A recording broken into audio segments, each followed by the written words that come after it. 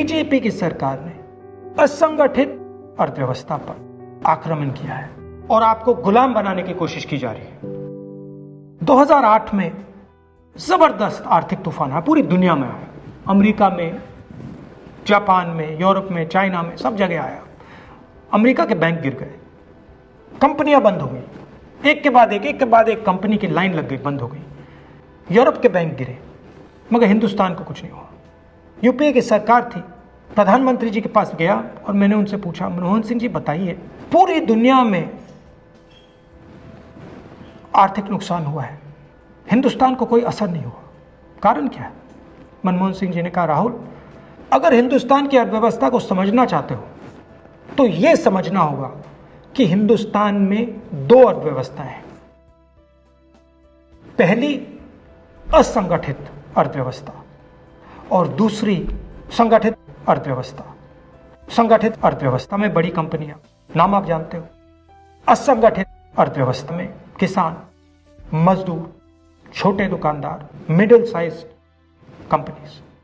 जिस दिन तक हिंदुस्तान का असंगठित सिस्टम मजबूत है, उस दिन तक हिंदुस्तान को कोई भी आर्थिक तूफान छू नहीं सकता। अब आज के दिन आते हैं। पिछले 6 साल से बीजेपी की सरकार ने असंगठित अर्थव्यवस्था पर आक्रमण किया है। 3 बड़े उदाहरण तो मैं आपको अभी दे देता हूं। नोटबंदी, गलत जीएसटी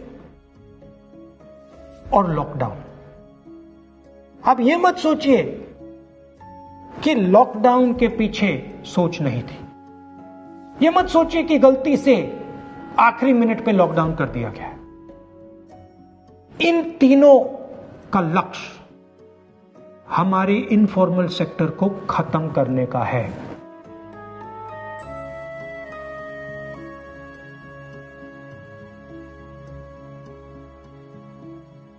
प्रधानमंत्री जी को अगर सरकार चलानी है, मीडिया की जरूरत है, मार्केटिंग की जरूरत है।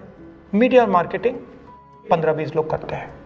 इनफॉर्मल सेक्टर में पैसा है, लाखों करोड़ रुपए, जिसको ये लोग छू नहीं सकते।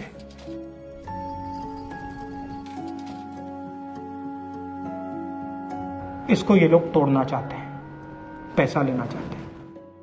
इसका नतीजा आएगा। नतीजा यह होगा कि हिंदुस्तान रोजगार पैदा नहीं कर पाएगा। क्यों? क्योंकि इनफॉर्मल सेक्टर 90% से ज्यादा रोजगार देता है।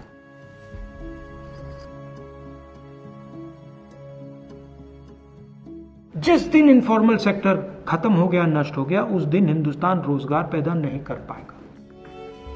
आप ही इस देश को चलाते हो, आप ही इस देश को आगे ले जाते हो, और आपके खिलाफ साजिश हो रही है। आपको ठगा जा रहा है और आपको गुलाम बनाने की कोशिश की जा रही है। हमें इस आक्रमण को पहचानना पड़ेगा और पूरे देश को मिलकर इसके खिलाफ लड़ना पड़ेगा।